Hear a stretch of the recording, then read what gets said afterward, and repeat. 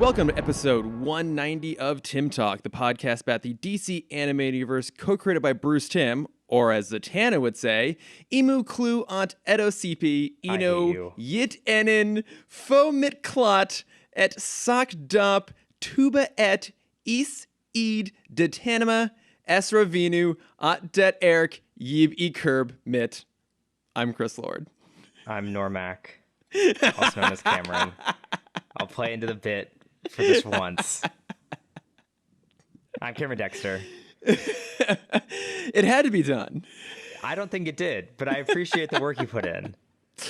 Yeah, you know, I love to give people a bit right up at the top there. Also, I promise that's not why I pushed the call. I was doing laundry, not because I was practicing saying that backwards. I don't believe you.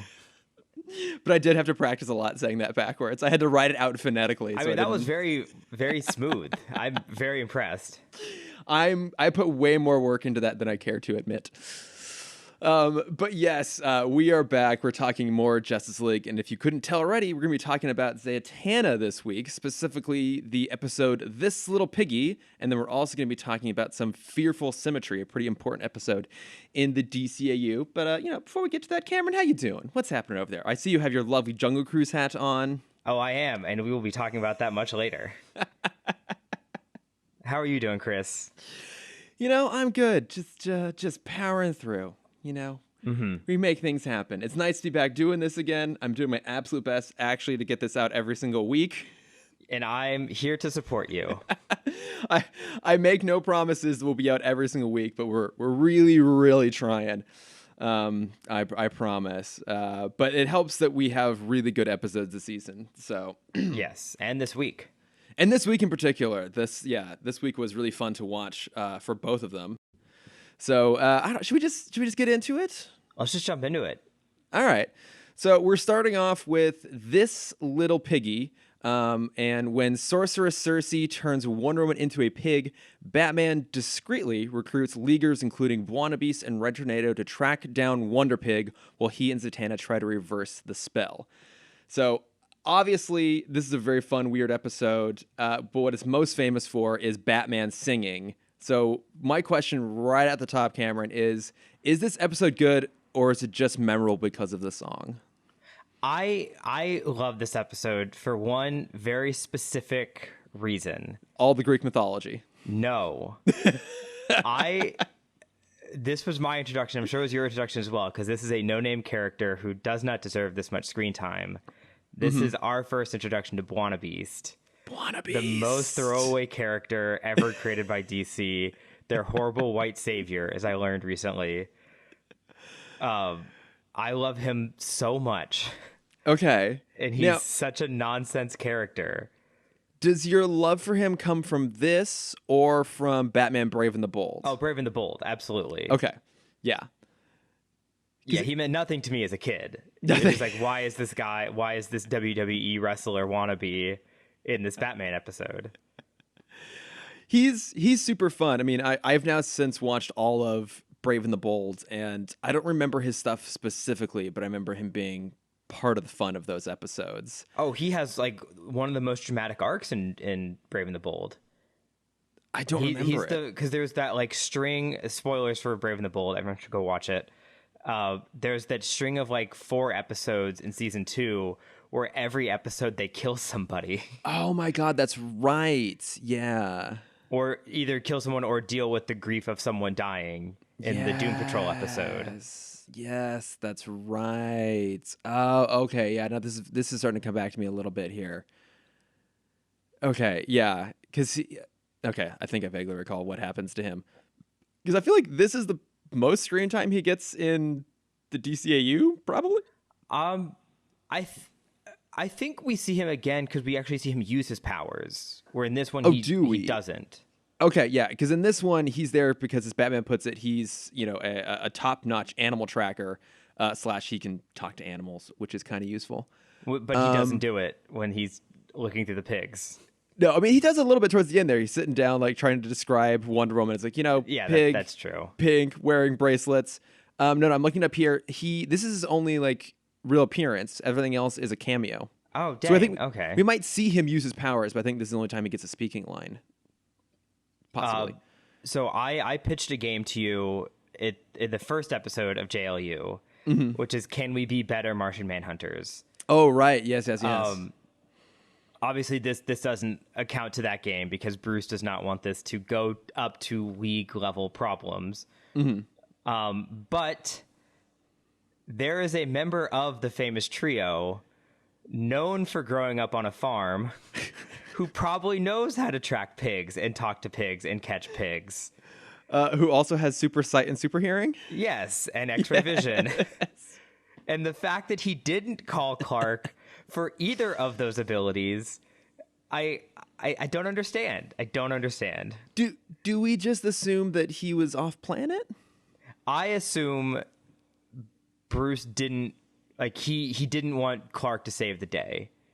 Okay, he wanted to be the hero. Bruce wanted to be the hero, and so he specifically recruits people that he knows he can beat very easily. Or that when he just swoops in and takes credit for the rescue, they're not going to argue with him because they're like D-tier leaguers. Mm-hmm. And he's Batman. Exactly. The most intimidating man in the entire league. The Crimson Avenger is not going to say anything to Batman. No. I mean, he doesn't say much in general, does he? I think this is his only speaking line as well. It's just like I the would one. not be surprised. I had to Google him because I did not know who he was. Yeah, I don't even really know who he is either. What's his deal? Who's the Crimson Avenger? I didn't look into it. You I did? just had to find his name. You just looked up who it was and left it there. Yeah. Yeah, that's pretty fair. But so you must also appreciate this episode though for all of the Greek mythology. 'Cause I'm going to warn you right now. I did no research on this, assuming you would have this covered. I did basic research. None of this connects to Greek mythology in any sense, minus like the names. Oh, okay. Is it pretty much all based around the Odyssey then? Yes, and kind of DC's version of Greek mythology. Okay, because some of the characters they bring in don't really make sense. Well, yeah. So because they have Cersei, and then where it gets really Greek is when they're trying to find her. Batman says they need a snitch, so they go to the River Styx, right? Mm-hmm. And have a conversation with Medusa. Yes. Who says that she shared a cell in the pit of Tartarus with Cersei after I think either one of them or both of them were put there by Hippolyta. Correct. Okay. And she makes reference to her sisters, the Sirens, who are on the island of Mykonos, right? Mykonos, yes. And they lured in not Homer. He wrote the Odyssey. Who's the hero of the Odyssey? Odysseus. And all the other sailors. Did I get all that right? Yep. That you nailed it so far. Okay. So then, okay, who was the guy who brought Medusa to them on the River Styx? That is what is his name? That's just the normal boatman. Mr. Boatman? Yeah. Yeah. Hades' his assistant. Well, because he's the one. He's the blind. He's the blind boatman who you pay gold in order to access the underworld. Right. The 2 coins that usually go over people's eyes. Right. Which is why Bruce gives him 2 pennies. Yes. For his troubles. In his bat wallet. His bat wallet. Yeah. He keeps everything in there. Of course. Okay. So this isn't really Greek. This is more just the Odyssey / DC's weird thing. Kind of. Yeah. Okay. Where it gets a little weird. So to roll back for a quick second, we get Zatanna, who I also adore and love thoroughly over and over. She's so good. It's weird seeing her in this version compared to the last time we saw her, where it's kind of a question mark of if she's really magic. And this time we actually get to see her use magic. When they go to the underworld, or when they go to the River Styx, they meet with Themis. I don't know how Batman has a connection to Themis, because she is a Titan. She's a step above the gods. She is Zeus's aunt. Oh, right. I forgot about that. Yeah. She is the Titaness of judgment and good deeds. Mm-hmm.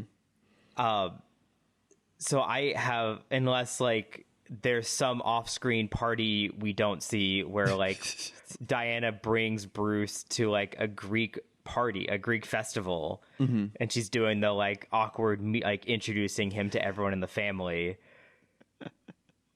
because that would be her great aunt, right? No, great. So how is she connected to Zeus? Zeus is her. She's not connected to Zeus. Because as Diana we later find out, she is sort of Ares' daughter. Maybe it's sort of Zeus's daughter. I don't remember. Well, if she's if she's Ares' daughter, Ares is a I don't think it matters. Cousin, no. Your point being, how the hell does Bruce know this god, essentially? Yeah, bigger than God. How does he know this Titaness? Yes. Literally a step above gods. I think that question is answered in the way that all things also are answered with Batman, is that he just does. He does everything. You know, Zatanna even says at the very end, like, is there anything you can't do? No. He also knows the Greek gods and Titans. Yeah. Yeah, I'll let it pass because it's great seeing them. Yeah, I mean, I don't think I'd seen this probably since it aired, or maybe I've seen it once since then. But it is fun, and it's one of those weird episodes that's just so kind of odd compared to a lot of the rest of the DCAU. Like, it's definitely a tonal shift in the same way that, say, like, kids stuff was last week for us, or Mixie's Pixelated was a couple of years ago. But it still works in this universe, even though it's like really, really absurd and silly. And worth noting, it's written by Paul Dini, who always finds a way to like bring that humor into this and make it work tonally. But again, this should be considered one of the worst episodes, and it's just so much damn fun. Absolutely. What I see this is a hard course correct, not a course correct, but where kid stuff was an episode meant directly for kids. This is an episode meant for the parents watching with the kids. Right, yeah. Because I remember being young and watching this episode and being so unsatisfied with the ending.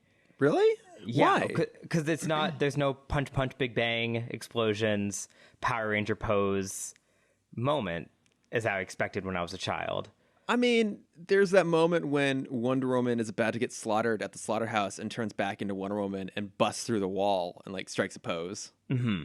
But I guess that's just a moment. It's not a big action sequence. Yeah, but like with Cersei mainly, she's just there, and both Batman and Zatanna understand that they're horribly outmatched, and so they just decide to cut a deal instead of trying to fight her. Yeah. And the deal is you must give up something you care the most about, which is your dignity. Mm-hmm. I like that that's the very surprising direction it goes, because the language Cersei even used is meant to imply that Bruce is going to have to give up his identity. Right. His secret identity. And then when it's not that, and it's just him having to go up there and sing, you're just like, it's just so out of left field, such a weird choice, but it works. Mm-hmm.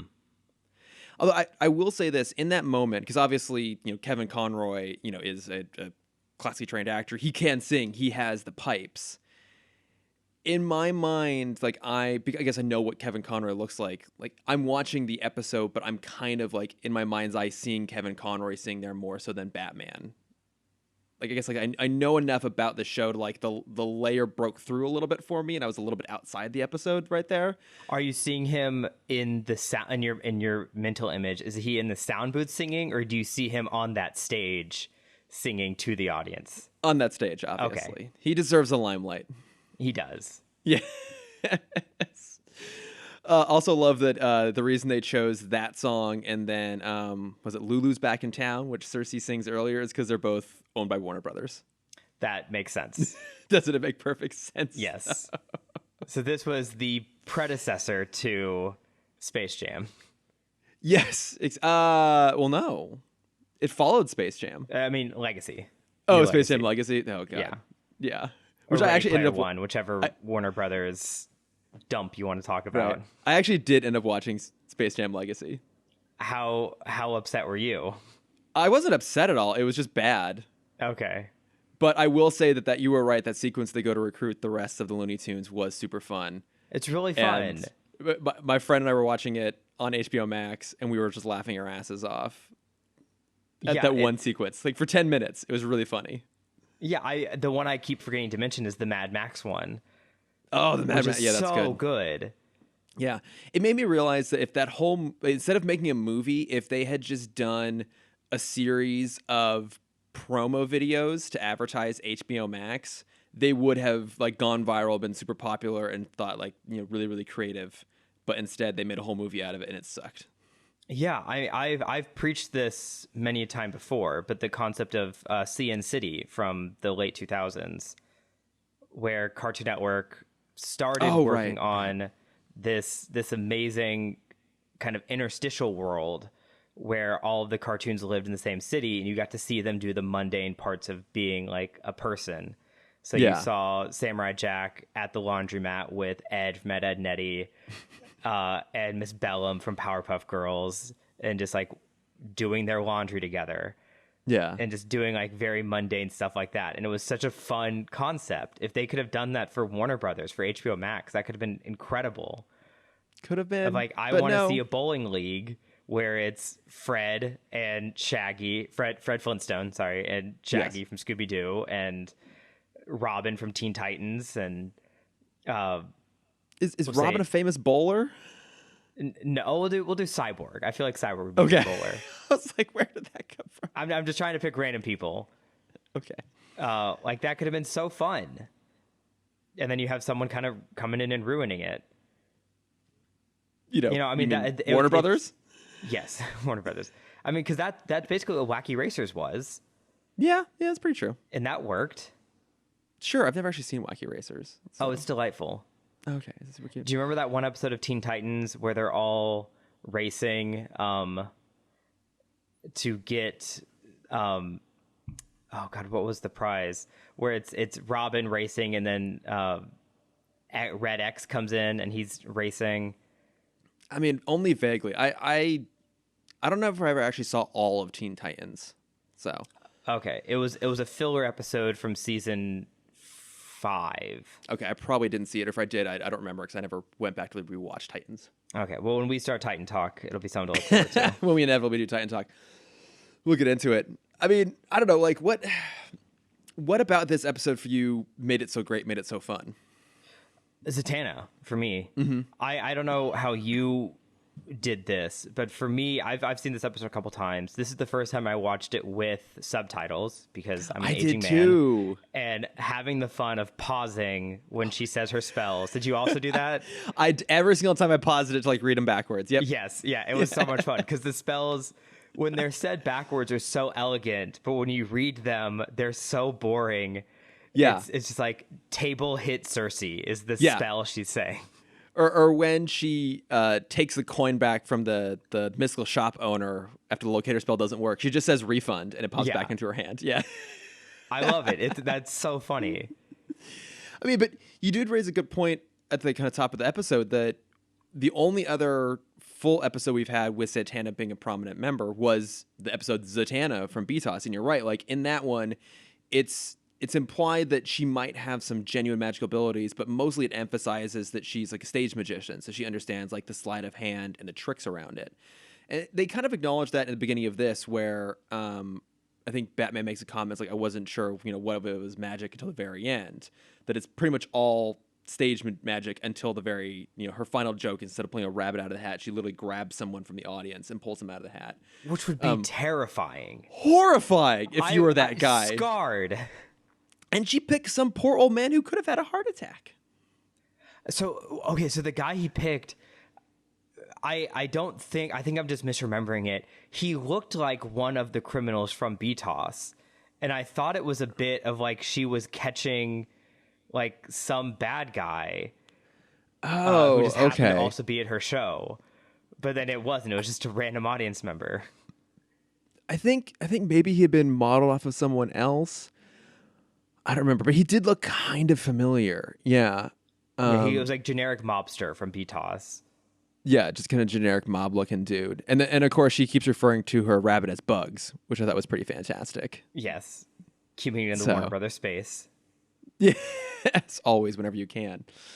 But yeah, I mean, she's super fun, and it's fun to see the dynamic she has with Batman because, one, she knows it's Bruce, so she talks to him much more casually than other people would. But just because their history goes so far back, and she knew him when he was like way before he was Batman, she does just like have a very casual rapport with him and doesn't have the sort of deference that like a lot of the other heroes do who are really intimidated by him. She doesn't care. She's like, yeah, you're just like some guy I knew years ago and now you dress as a bat.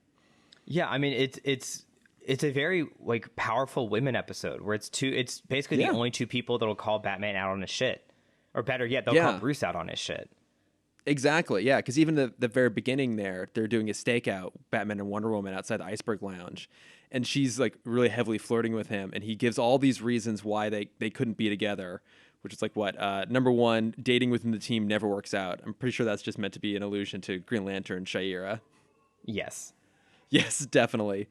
It's like, oh, you're like an immortal goddess. What does he say? And I'm a you're a princess. I'm a rich kid with issues. That's a rich kid with issues. Yeah. Like, and then he makes the comment about how like, oh yeah, and if anyone knew I was close to someone, they'd go after that person. And she just crushes a gargoyle on her hands, being like, and what's your point? Yeah. But I mean, they do have this super fun, will they, won't they? And Batman even admits, after Wonder Woman's turned into a pig, and Zatanna's like, you're taking this really seriously. Like, is there more to you guys? It's like, well, maybe there was. Like, he even acknowledges, like, oh, yeah, there's something happening there. But he just will keep letting it be unsaid.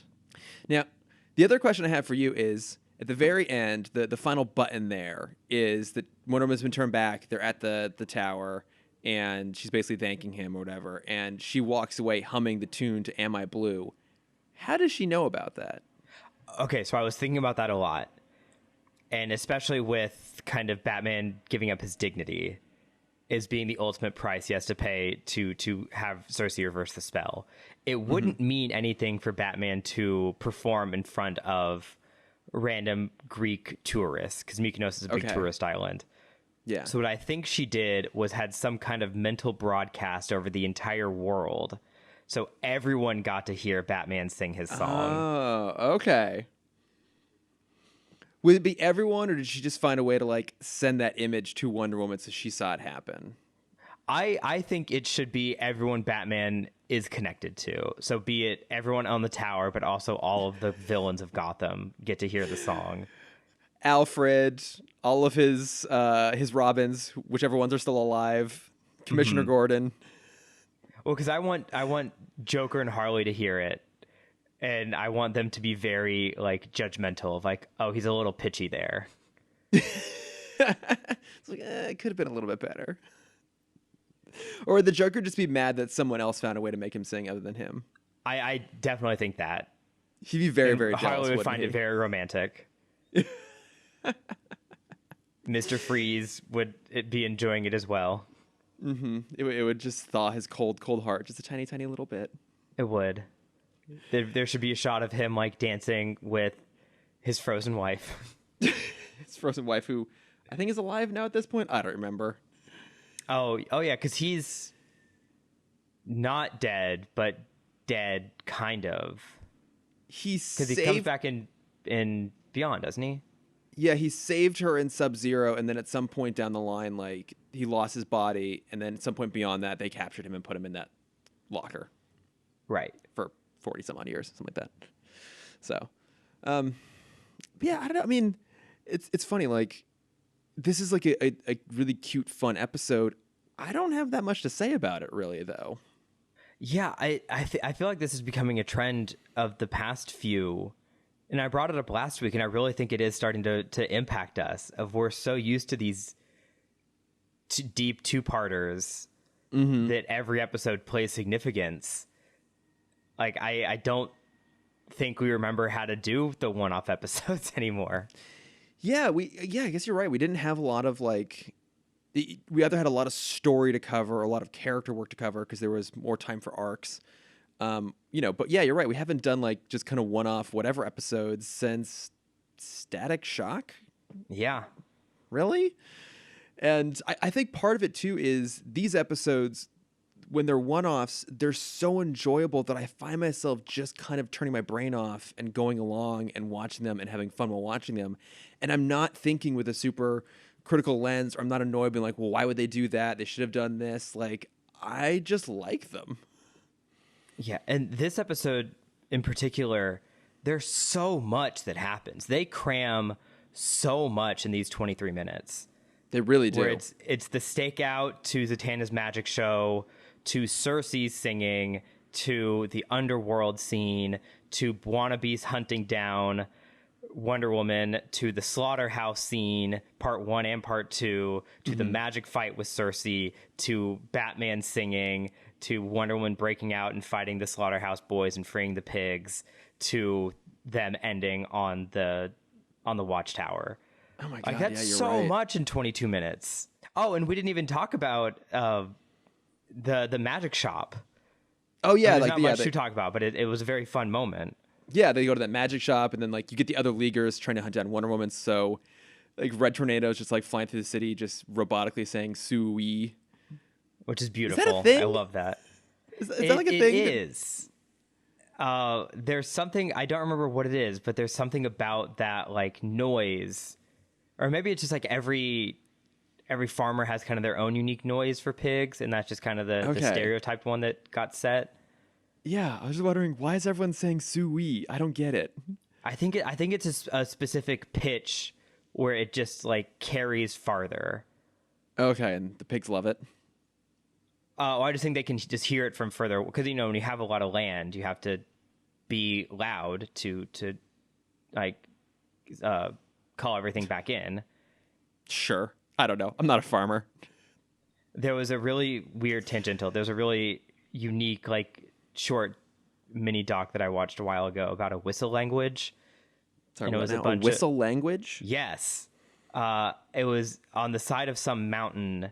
It was a bunch of like very scattered people, and basically to communicate with their neighbors, because they'd be a couple miles away, not a couple miles, but like kind of half mile away neighbors. Yeah. They developed this whistle language. They could communicate with each other, and the whistles were so loud and such a like high pitch you could hear it from half a mile away. Oh, that's clever. Were they like actually saying words, or was it more just like they were sending signals? Kind of a mix of both. It was kind of Morse codey, very simple. Like, do you need eggs? I've got eggs. I got eggs. Milk's gone bad. Yeah. Anyone got any? Oh, that's clever. Yeah, and so I assume it's kind of a similar concept with pig calls. But again, they should have just called Clark. They should have for really just ample reasons. Or even better, Bruce should have called Pa Kent. And he'd be like, "Don't tell Clark." Yeah, that would have been cute. That would have been very cute if we got Batman like having fun with parents that aren't his parents. Right? Does he even know how to have fun with parents? Oh no, no, absolutely not. But Pa and Ma Kent would try. That's true. Bless their hearts, they try so hard. Yeah, they give him a hug, and he'd just like shatter in their arms. Oh, poor Bruce. Poor rich kid with many, many issues. Mm-hmm. I don't know. Any other thoughts on this? I have, if you want to go over it, Bwana Beast origin story. Oh, please. I do want to hear this. It's not as weird as the other two that we've brought up over the past 2 weeks. Okay. But also still just as random and nonsensical, because he was a creation of the early 60s. Okay. So Michael Maxwell, also known as Mike, was heir to, I don't remember what the business was, but some family fortune, and his dad was going to pay him millions to join the family business after he graduated college. But instead, he decided to become a wildlife ranger in the fictional country of Zambezi, along with his college roommate, Rupert. Oh, his name auto-corrected. I don't remember what his last name is. We'll say Kinyo. Not Rupert Murdoch, thank God. Okay. But his roommate, in a wonderful surprise twist, was the heir to the throne of Zambini. Okay. So while traveling to the country, the two of them are on a helicopter that is struck by a bolt of lightning, and it crashes into Mount Kilimanjaro, which is the one that you hiked, right? Yes. Cool. Yeah. Just got to throw that in for you. Thank you. I appreciate that. I didn't have to do it this time. Yeah.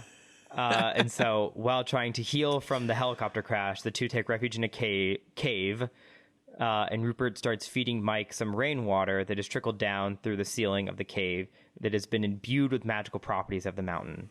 Okay. While drinking this water, Mike starts to gain superhuman strength, which is needed because they find out the cave is actually kind of home to this giant red ape. My God. And so the ape starts attacking Rupert. Mike comes in and kind of subdues the ape, and to show his like passivity and like protectiveness of animals, he doesn't do anything to hurt the ape. The ape opens up a secret passage in the cave and gives him his helmet, which gives him the ability to talk with animals and then also somehow combine the powers of animals. Is it explained how? Absolutely not.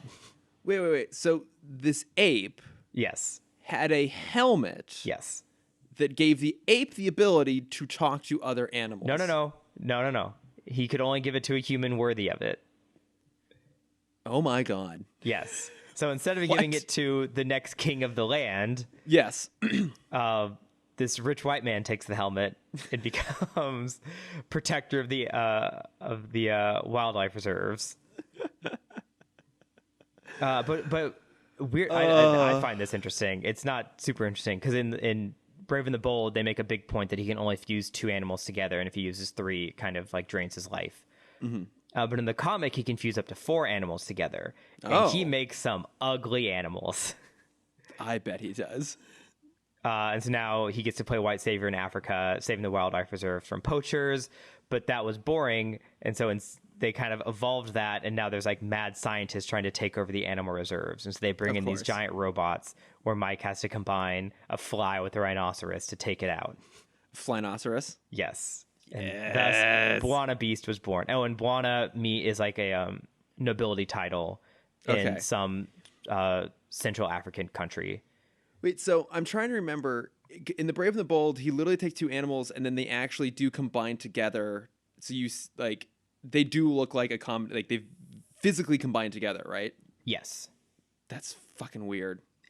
I love because it's so unique. I've never seen that anywhere else, and I really appreciate the like weirdness of it all. Yeah.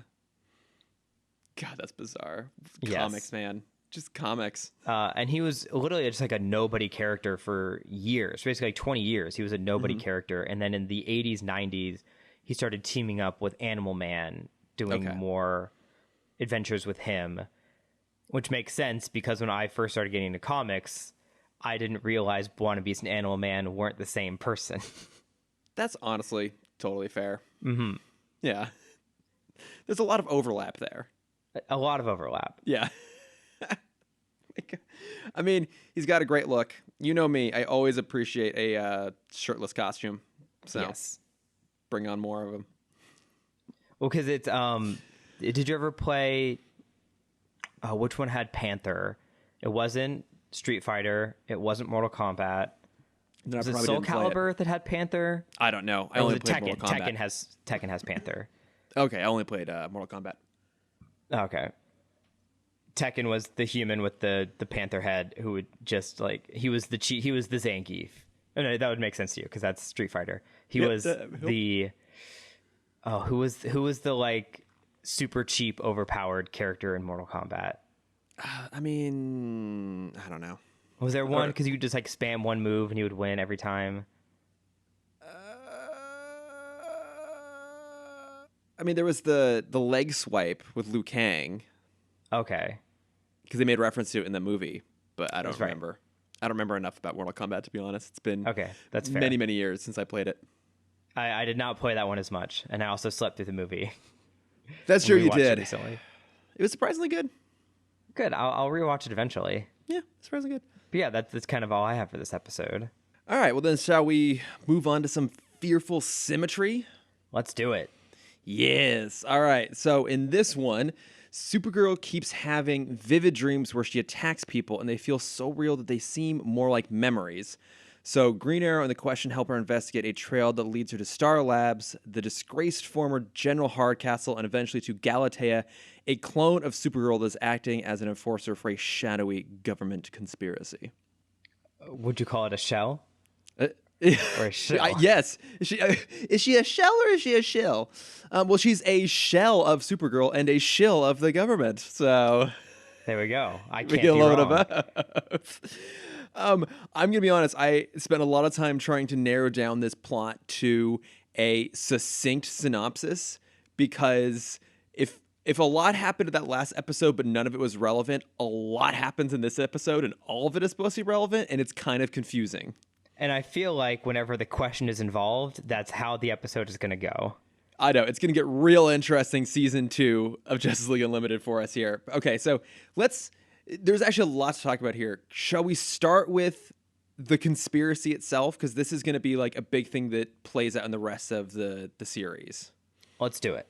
Okay, so here's what I tried to like narrow down the events to. So the U.S. government has been experimenting with metas for years, because Hardcastle makes reference to Volcana, who would have been like Superman animated series era, and then also the Royal Flush Gang, which would have been approximately Justice League era, because that's when the Joker breaks them out and uses them in Wildcard. Yeah, but so we'll say like 3 years ago. Yeah, sure. So then the big thing that happens, though, is in the episode Legacy. So the series finale of Superman, which if you cast our minds back, so that's when Darkseid brainwashed Superman into attacking Earth. So when that happens, after that happens, basically they realize that all the deterrence that they thought they had in place to effectively take down Superman wasn't enough. So one, they basically tell Hardcastle that he's done. They force him into retirement. And then two is they decide to create their own Kryptonian level meta. So how they get that is in that episode. I just remember that Supergirl got like beat up and kind of hospitalized. But when I go back to like reread the synopsis, a lot of shit happens to her. All right. So here we go. So she goes toe to toe with the brainwashed Superman, who like beats her nearly to death. And at the point when then Lois stops him and he remembers who he is, they fire a Kryptonian missile at both Superman and Supergirl. So now she's been beaten up, exposed to kryptonite. They capture both of them. They keep her in like an intensive care unit, but also under red sunlight, which means that she's not fully recovering from her injuries. While they're trying to escape, she's shot. And it's at that point that Supergirl takes her to Dr. Hamilton at Star Labs to have him help her recovery. And I forgot this part, but I guess he initially says no, because it basically would be an act of treason at that point, because they're on the run from the government, and Superman basically threatens Hamilton until he does it. And then Superman realizes that like he's lost the trust of his ally. I forgot that little moment, which is really, really big, because then it's going to affect the trajectory of Hamilton's character going forward. So then they steal her DNA while she's in surgery, and they have like a little kryptonite like blade they can get inside of her with, and then they clone her into Galatea and then age her up. So basically, it was Hamilton all along. Is that what the musical is about? I still haven't watched it. Okay.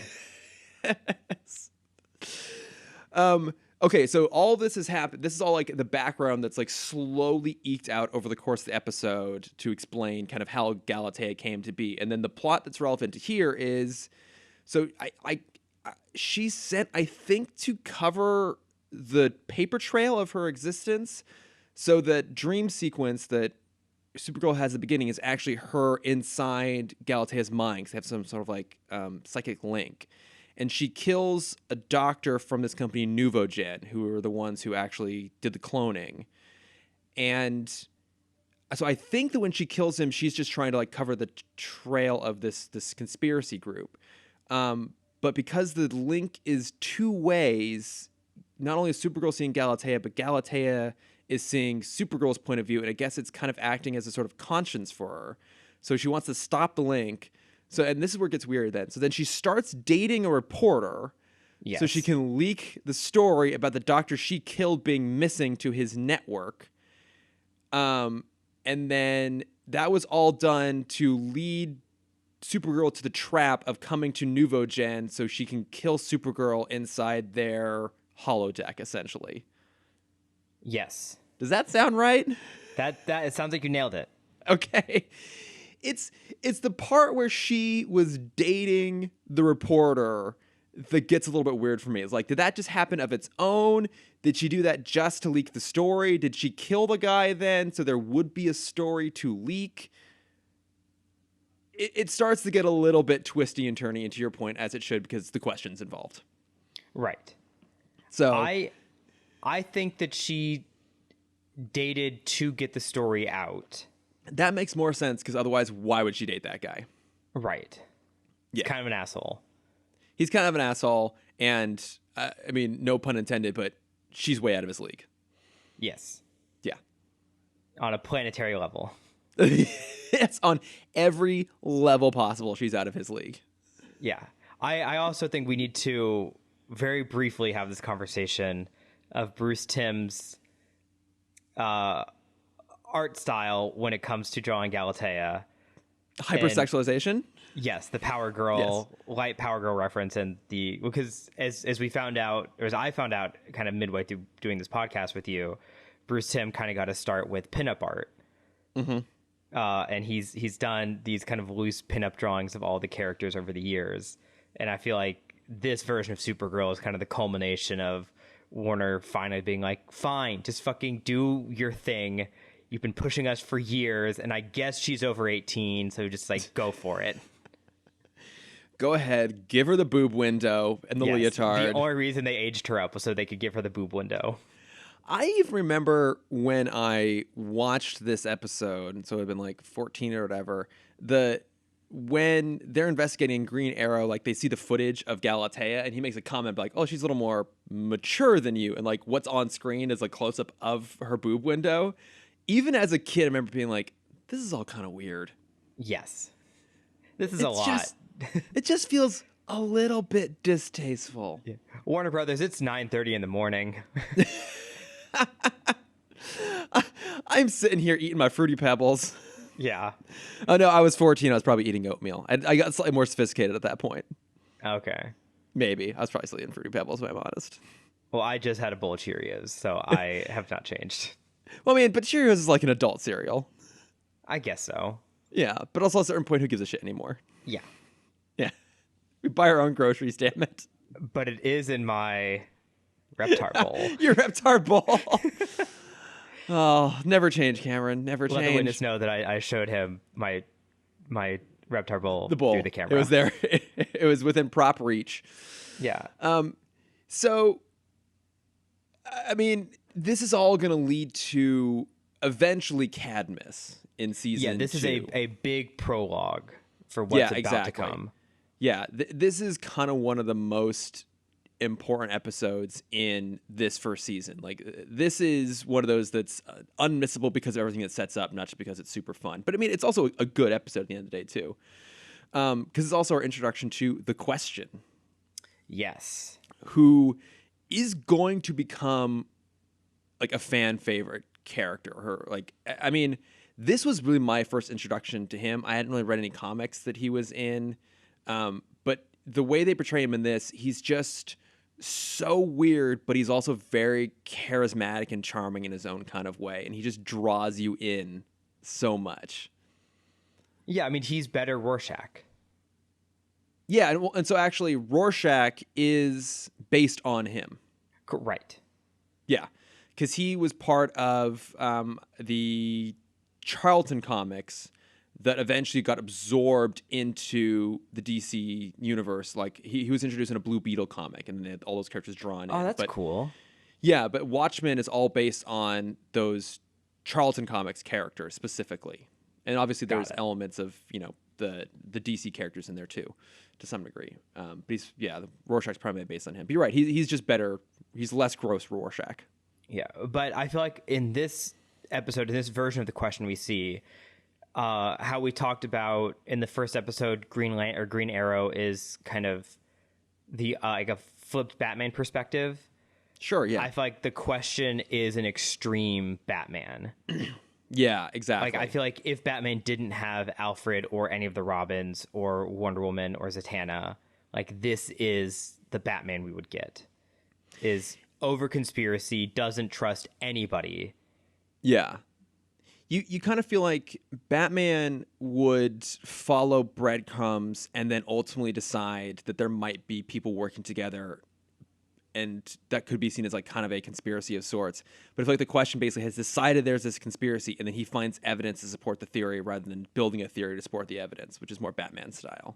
I feel like it's almost like we're jumping in. It's like it's a new investigation to us, but when we see the questions room, like it almost looks like he's been looking for Cadmus for years already.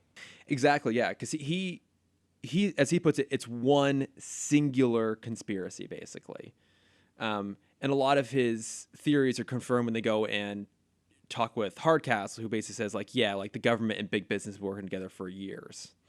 Which What? I couldn't imagine that kind of reality. Shocking! I don't understand. But I do love some of the things that is included on the questions, like conspiracy boards. I made a little list here. So we get global warming, military upheavals in the third world, actors elected to public office, which has a tragic new form of prescience today. But at the time, it was definitely in reference to Arnold Schwarzenegger becoming governor of California, because it happened like I a didn't year. even connect that. That's hilarious. Yeah, it was a year before this episode, and that's why when you actually look at the board, there's a newspaper headline that says like "Our new governor," and it's kind of a loose caricature of Arnold. And then there's a picture of what's I think supposed to be JFK in the limousine in Dallas the day he's shot. And he also makes reference to boy bands, and I couldn't find anything confirming this, but I think the members of that boy band are the original creative team on BTOS. That's hilarious. That's incredible. It's just a hunch when I looked at it, because one of the guys, like, it definitely looks older, has glasses, has like a beard, does not look like he'd be in a boy band. I'm like, I'm pretty sure that's who it's supposed to be, but I don't know. I'm assuming the Watchtower Database boys can probably confirm that for us or deny it. Maybe I'm completely wrong. Maybe I'm the conspiracy theorist. If I can throw my conspiracy pitch in, of course, in connection to the greater Warner Brothers universe that has now absorbed the DCAU, I think that is a reference to the Pussycat, Josie and the Pussycats. Okay. And there, because they just had at the time of this episode, the live action movie would be 3 or 4 years old now. Mm-hmm. But kind of the idea that pop bands only exist to brainwash the public. Mm-hmm. I think that is. I feel like there's a reference to that band in Josie and the Pussycats. Wait, is that the plot of Josie and the Pussycats? Yeah, pretty much. Really? The movie, not the series. I've never seen the movie, so. Oh, it's great. Highly recommend going back and checking it out on HBO Max. I have heard now that one holds sponsored up. by Timm Talk. Timm Talk, now part of the Warner Serververse. Yes. Come watch us play basketball poorly. And maybe have a rap battle that doesn't go well. And talk about how great LeBron James is, in case no one knew that already. Oh, he's the king. He's the king. Yeah, Yeah, I know. King James. I know. I get it. Yeah. My God. But one of the things I love the question. I think he's super fun. He brings this really unique energy and dynamic into these episodes. Where, like, to your point, he's kind of like the extreme version of Batman. Like, in the way that people are deferential to Batman because they respect him, I think people just don't know how to respond to the question sometimes when he starts saying shit. Like Green Arrow especially, who, you could see him as the kind of guy who would, kind of immediately buy into the idea of like big business and government being tied in together. He even makes a comment in Initiation, like to Captain Atom, "Oh, I'm pretty sure you're what I protested against in college." Like, you can see him having that sort of mindset. But even he's just like, I don't know what to say to you, like, you're a crazy person. Yeah. They have a great dynamic, which only gets played up even more in season 2 when it's kind of Green Arrow and Black Canary almost against Huntress and Question. Oh, Double Date. It's a great episode. Mm-hmm. Cannot wait for that one. But, the thing is, like, Question is kind of a weird guy. It's like when they're unraveling this conspiracy, Green Arrow and Supergirl want to go to Nuvogen to go investigate that. And he's like, no, we should follow the source of the leak. So he goes to talk to the reporter. And there's that, like, did you also think, so in that sequence, the reporter's at a bar and he goes to leave, and some guy comes up and basically just fills in some exposition of like, oh yeah, like, how'd you get that story, sort of thing, like planting in our minds, in the audience, that it's kind of weird. I guess he's designed like that look of like a reporter in a straw hat is supposed to look like Carl Kolchak, who I don't really know. The Night Stalker. Oh, okay. Oh, it's Darren McGavin. Okay, that makes sense. All right. I say he looked like Darren McGavin. Yeah, Darren McGavin played this character called the Night Stalker, who I guess was like he's a wire service reporter who investigates mysterious crimes with unlikely causes, sometimes supernatural and science fiction. So I guess he's kind of like a precursor to the X-Files, which was also referenced to in this episode. Like the poster in the background of the questions room is meant to look like the X-Files there. But did you also think that was going to be the question in disguise? Yes. Yeah, I thought that too, because I was then thrown when he goes and gets into the cab, and then the cab driver is the question out of his costume, and he just pulls into an alley, and he just tells the guy, oh yeah, I got to write up my report. Like, that's a reason why a cab driver would pull into an alley randomly? So that has happened to me. What? And I was very scared, not like pulled into an alley, but like, yeah, I was getting in a cab coming back from LAX, because sometimes it's easier to get a cab than getting an Uber. It is, yeah. And yeah, like we got off the highway and he just like pulled off to the side for like 5 minutes just to like write down all of his rides for the day, and then continued driving. And I'm like, I don't know what is going on, because we were only like 3 or 4 miles away from my place at that point. Yeah. And I did not know how to react. I didn't know that was a real thing. Yeah. And so I had it in an Uber driver once too, because I guess Uber loves to, I mean, as we can all expect, Uber loves to like skim as many pennies as they can off of their drivers. Yeah. And so one woman I had has a book of every person she drives, the minute she picked them up, the minute she drops them off, and how much the app said that she was going to get paid for it. And then next to it, she has a spot where like how much Uber actually paid her for it. So she can challenge them? Yes. I guess there was like a full day of work she did that Uber just didn't pay her for because it didn't go through their system. Fucking hell. Mm-hmm. We live in a boring dystopia. Yeah. Yes, we do. Dystopia. The question would be perfectly happy here, actually. But yeah, I like think that the question is lose his mind in this reality. That's true. Like I can't buy into this. It's just too much. It's just too much. But I did love that moment when he then goes to meet up with Green Arrow and Supergirl at Nuvogen, and he has like the whole moment of him like very carefully inspecting like the data pad to get entry, and he's basically singing like it's supposed to be I did it again, but it's like whatever that universe's like version of that song is. He's like carefully looking at it, and he just goes and grabs a ficus and throws it through the window. It is incredible. That moment is so beautiful. It just like I think that moment perfectly encapsulates the appeal of watching the question work, is that he's so weird. He totally operates in his own way. Well, and it also throws the viewer off because like us, we've been watching Batman do this for, at the time, 10 years. Yeah. And he's always so elegant and finds a way to break through. And so we're expecting him to, make his own card out of like putty he has in his pocket or something. Yeah. And then for him to come through and just throw the planter through is incredible. We're expecting the high-tech version. Yeah. He just goes as low-tech as possible. And I also love the moment right after, because while all that's going on, Supergirl and Galatea are fighting in like a hologram metropolis. Yeah. And Green Arrow's knocked out because it's how DC works. Mm-hmm. And the question opens the door and just kind of pops his head out like a nosy neighbor. I was like, what's going on in here? Ooh, what did I find? I mean, okay, I do want to talk about that holodeck for a minute, right? So the idea is that it's like I said, it's based on the holodeck from Star Trek. It's hard light constructs, right? Okay, so we've seen stuff like this before. That is the most advanced holodeck I have ever seen, because buildings can actually be destroyed within it, and like the rubble is hurting people. So it's not like it's just creating like walls and barriers that are approximating buildings. Like if it is creating literally down to like literal bricks and dust that are getting broken apart as they crash through the buildings. Yes.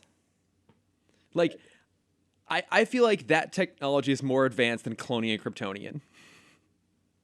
I would agree with that. I think the writers just used hologram as the MacGuffin word. I think so. And it's like, yeah, we can do whatever we want now. What is it? It's light, but hard. It's a hard light construct. Yeah. Yeah. You got a problem with that? I don't know. It's just kind of silly. Um, but okay, so should we talk about Galatea a little bit?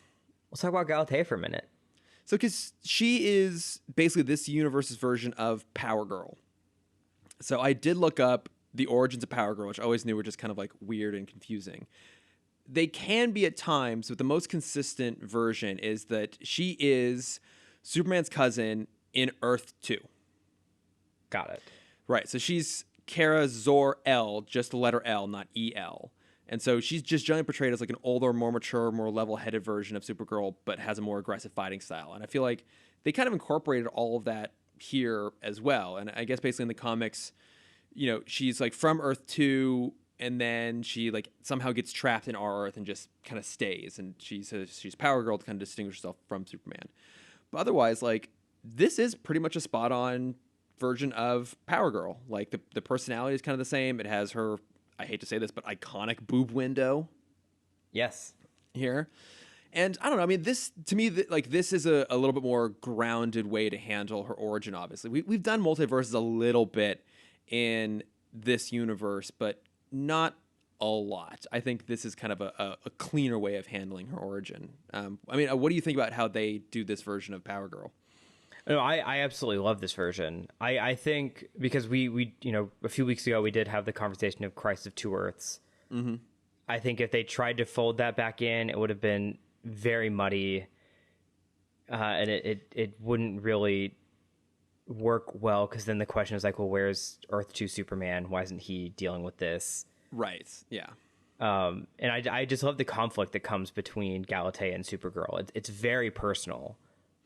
You're immediately connected to a character that, like, I mean, she's basically almost League. I mean, she's part of the Unlimited League. But, like, she's basically a main character in this version. We've now seen her as much as we've seen any other Leaguer in JLU. Mm-hmm. Yeah, it's an interesting arc for the character too, and like this is her first appearance, but we're going to see a little bit more of her as we get through the rest of the DCAU. But yeah, I mean, it's a pretty overall, like, especially in contrast to this little Piggy, like this is a dark episode. Mm-hmm. I mean, it's like Supergirl starts out by thinking that she, is losing consciousness to go around and murdering people. Like, we've talked about this a little bit, but this still being a kid's show, not a lot of characters actually die. For a long time, like, no one died. I'm pretty sure that Dan Turpin, at least in the shows, if we're excluding, Mask of the Phantasm, was the first character that, like, died on screen at any point. And no one dies on screen here. It kind of all happens off screen. But, like, the idea of, like, throwing in this government conspiracy and cloning and that kind of like robotic nurse, whatever, that they operate on Supergirl, just having nightmares about. Like, it's a pretty terrifying looking device too. It was when I was a kid. Oh, really? Seeing the 3D model, it being poorly constructed and moving in this 2D space. The 3D models they use in this show are very apparent when they use them. They're trying, and I appreciate them trying. They're laying the groundwork for what we have now.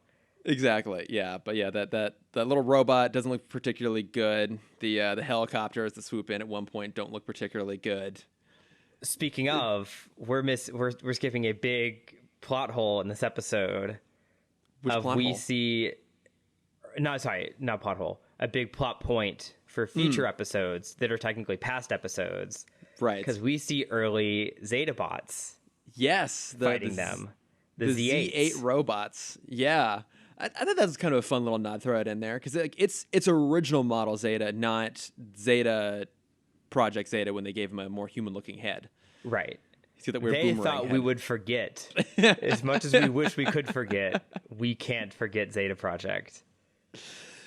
But yeah, this episode has a lot of like little nods in there. So we get like the Zeta nod when Supergirl is talking with Green Arrow and basically trying to get him to help her because they developed a friendship in Initiation. He makes a comment about having dreams about Black Canary, and I guess she's sitting at a table with like Hourman and Dr. Midnight, who are obviously other characters from the JSA, which are connected to Black Canaries. That's kind of a fun little nod there.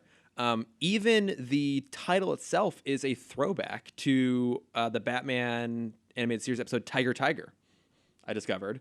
It comes from the same poem Oh, that's cool.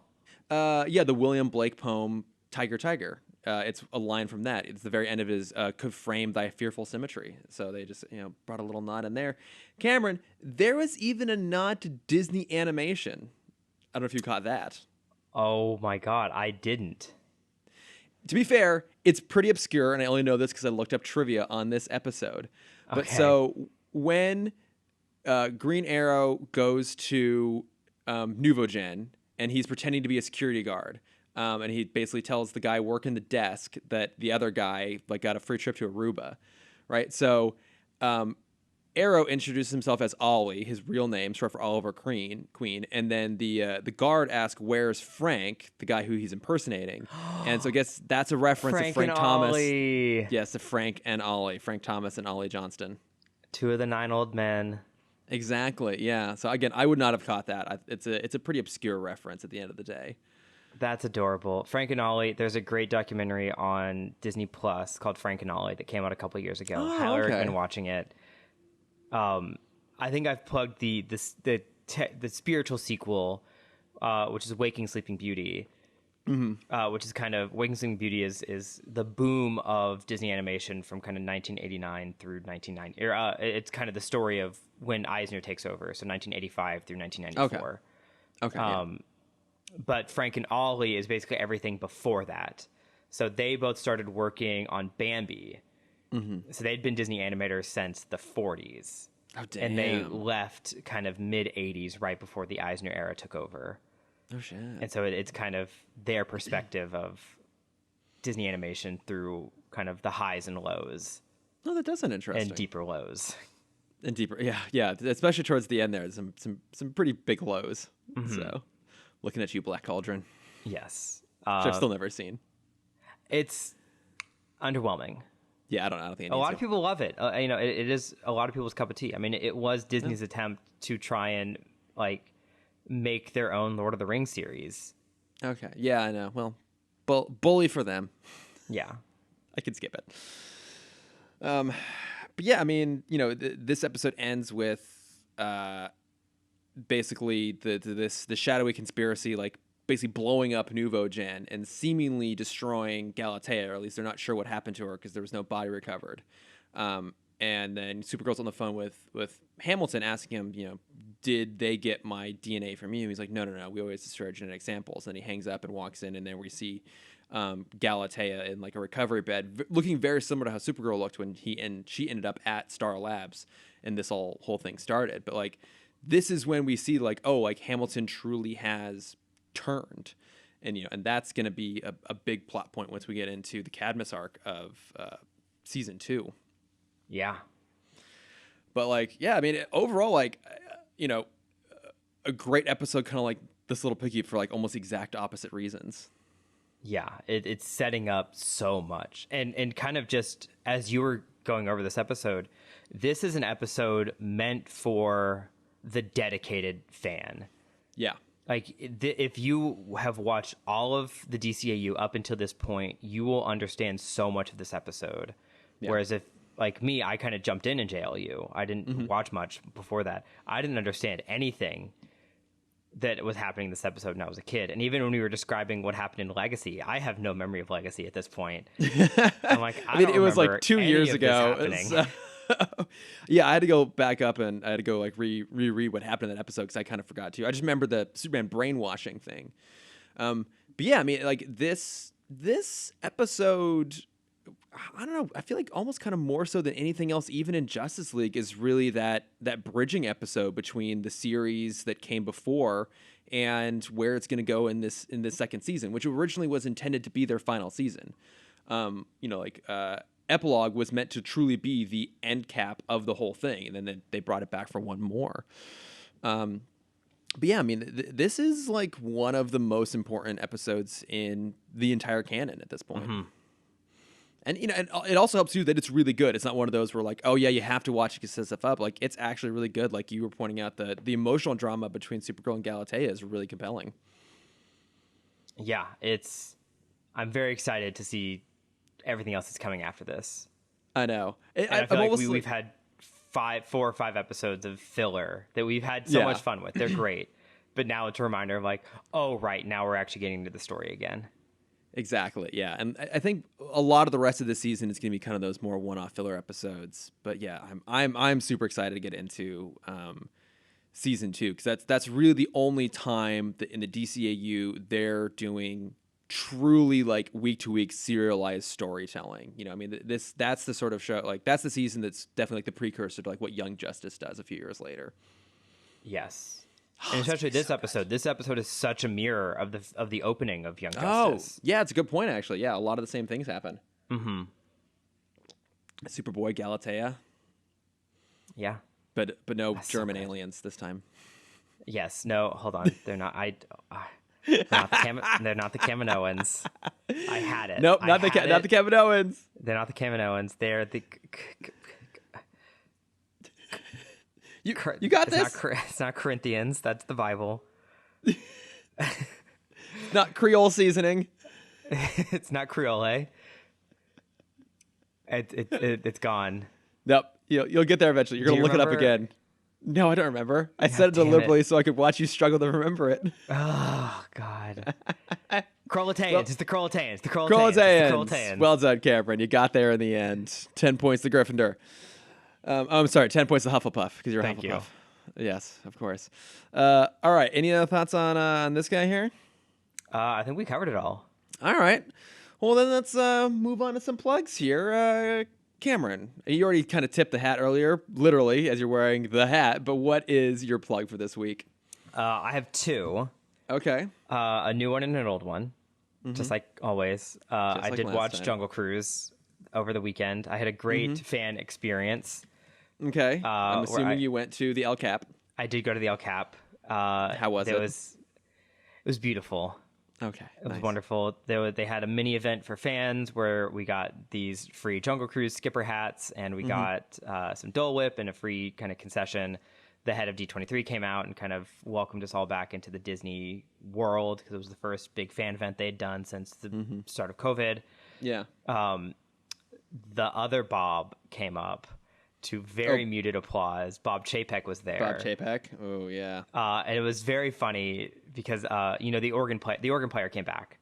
Yeah. At the El Capitan, they have an organ player to kind of intro the movie before it starts, and kind of fill that quiet space before the movie starts. And he'd been gone for the past couple of months because of COVID. And they finally brought him back, and there was like near standing ovation when he came up from under the stage.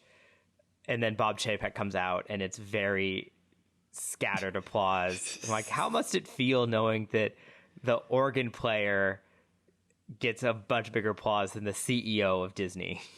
Yeah, but at the same time, he's gonna like go cry himself asleep on his private jet as he's flying to Barbados. I don't think he cares. Yeah, and figuring out how to cut more corners. Exactly, figure out how to like wring more money out of people who want to go to Disneyland.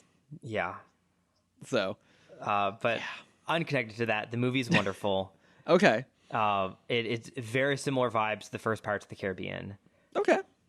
If I were to make the scale, I wouldn't say it's as good as the first Pirates, but it's definitely better than Haunted Mansion. Since those are our 2 benchmarks. Okay, that's fair. To be fair, there's a lot of room to play in that scale. There's a lot of room to play. But that's a good to know. At least it's better than the Haunted Mansion, which I actually rewatched not too long ago. I rewatched around Halloween. It's obviously not great, but I'll be damned if there isn't just a beautiful production design throughout that whole movie. Mm-hmm. And it was like it has a surprising amount of really good practical special effects in there too. So I'm just saying. I think it's I won't go too deep into this. I think it suffers from the same thing that Speed Racer suffers from, and it's they couldn't properly balance kid and adult themes. Yeah, that's fair. Yeah, it skews just a little bit too childish. Yes. But there's some good stuff in there. The Sprite effect, as we call it. Yeah, well, yeah, exactly. I'm glad that this one's a fun time, though. I do want to go see this one. It looks good. I don't know how I would have lived with myself if both this and Space Jam were bad. I can only handle one of them being bad. That's true. It would have destroyed you as a person. It would have. I would have lost a lot of faith in the entertainment industry, which is big for me to say. I love that that's would make you lose faith in the entertainment industry and not just all the other things that happen all the time that make all the rest of us lose faith in the entertainment I industry. don't know what you're talking about. But then my other plug, I don't know if you've read this before, but I highly recommend you checking it out. I finally started Song of Achilles. I don't even know what that is. Oh, it's a beautiful... I didn't know what it was before reading it. I just know like everyone talks about like everyone needs to read this book. It is the story of Achilles told through his lover, Patroclus. Who? In the Troy movie with Brad Pitt, Yes. Patroclus is his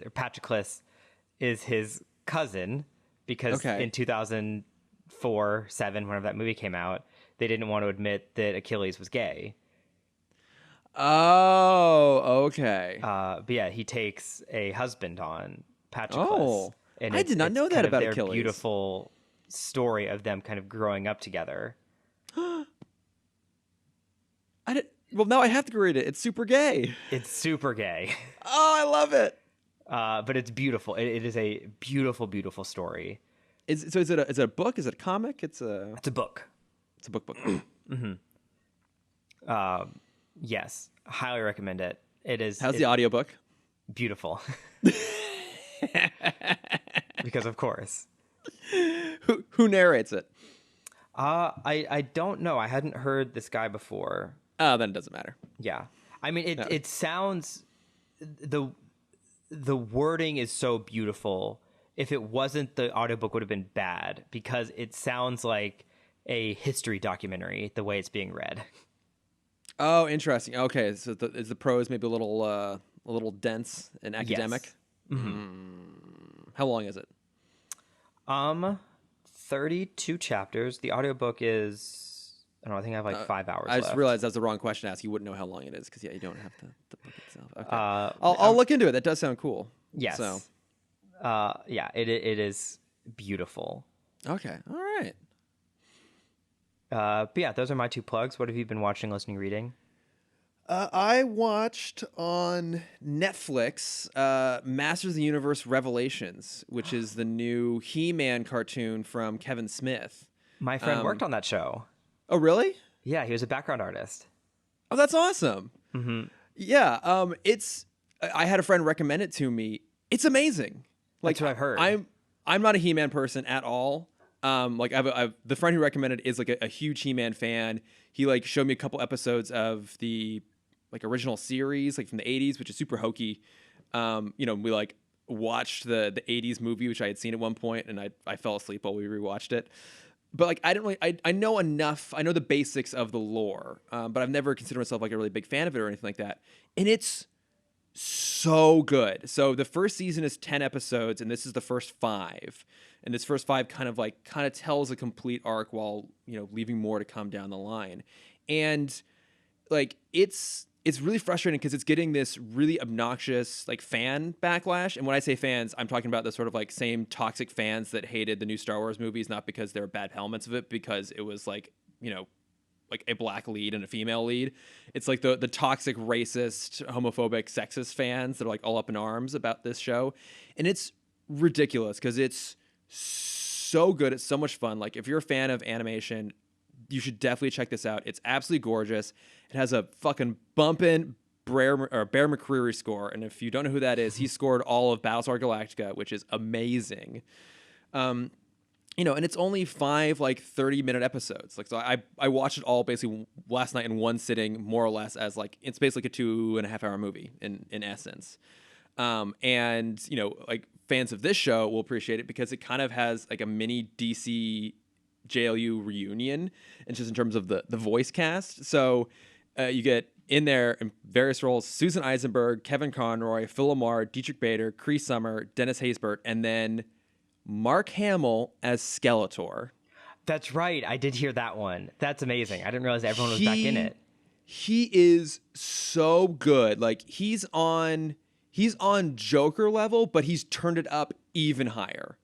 Amazing. Like, he's going full ham, and it totally works with the character. It's so much fun. And, like, beyond all of, like, the DCAU people, you still get, like, Sarah Michelle Gellar, Lena Headey, Liam Cunningham, who's another Game of Thrones love. Like, it's this ridiculously stacked voice cast. It's just an absolute blast.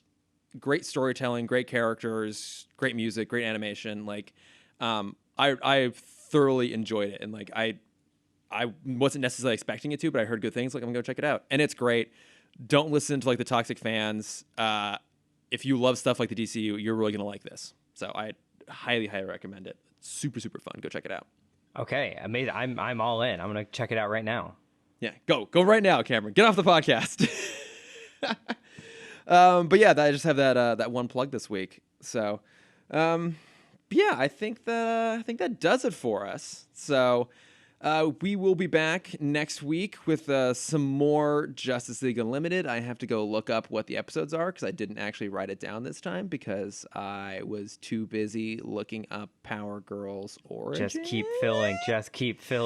Just gonna keep on talking here. Eventually, someone will Greatest tune story me out. never told and the reunion. Thank you for beating me to it. So, okay, wait. So, all right. So, Greatest Story Never Told. Oh, Booster that's Gold, the Booster Gold baby. episode. That's the Booster Gold episode, which is super fun. And then, which one's? Amazo. The Return. Oh, The Return, right, with Amazo, yes. Oh, my God. Every week I go back to look up what the next episodes are, and every time I'm like, oh, my God, I remember these. These are so good. Oh, that's right. It's just like nonstop great episodes all the way through the rest of the season. So very excited by that. So I'll be back most likely next week, but you never know. Shit happens. We're busy people. We're in Hollywood, but yeah, that will man. be... Yeah, we're in Hollywood. We're busy. We're busy making it happen. We're in the rooms where it happens. We're just not doing Going to anything important. celebrity parties. Exactly. We're not even close. Not even close. But yes, that'll be our next episode. But as always, you can find us at Timm Talk Pod on Facebook, Twitter, Instagram, and Gmail. You can find me at Lordifer. Which actually reminds me, I didn't make it a whole notes with friends section, but Cameron, you'll appreciate this. Our friend, colleague, and former guest, so James Strecker, wrote in to say that his overly syndicated TV episode was along similar lines of kid stuff, but it was the Timmy Becomes an Adult episode of Fairly Odd Parents. The opening episode. That was the pilot. Oh, was it the pilot? Mm-hmm. Oh, maybe that's why it was on all the time. Because he made a point. He said he swears on like every single day, and he can still see the pustules on his back when I close my eyes. Yeah. Oh God, I'm so sorry. But yeah, so if you want to write to us, I would say Twitter and Instagram is probably the best place. But then where can they find you? Yeah, if you want to see my art, you can find that at Cameron.Dexter. If you want to see my face, you can find that at CamDexter_adventures. Boom. All right. Well, thanks for listening, everyone. As always, we will be back soon, and we'll just be doing some more Justice League. But until then, bye-bye. Bye. Fuck. How does it go? I Got it. Okay, ready? All right.